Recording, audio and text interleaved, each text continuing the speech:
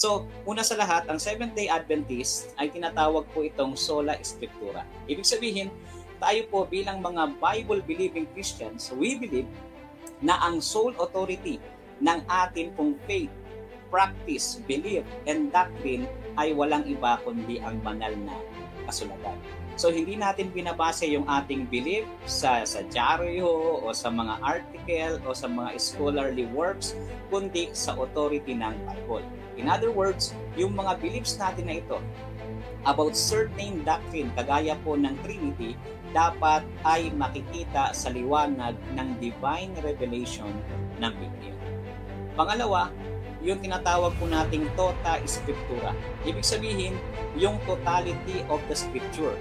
So, tatanggapin natin dapat hindi lamang yung certain parts ng Bible, kundi yung whole parts ng Bible. So, kaya naman mapapansin ninyo ang doctrine of Trinity o yung ibang mga doktrina, hindi natin ipinabase sa isang pirasong talata lamang, kundi ang pinagbabatayan natin bago tayo makabuo ng doktrina na makikita natin sa Biblia, dapat ay yung kabuuhan ng Scripture. Hindi natin i-reject.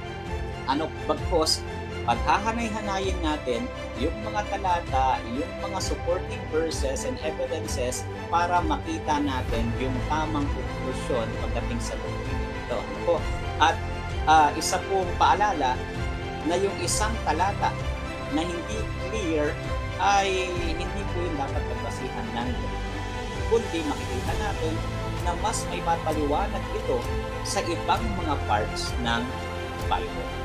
So merong mga unclear passages sa Bible na mas mabibigyang linaw pag pinagkumpara natin ito sa ibang parts ng Biblia.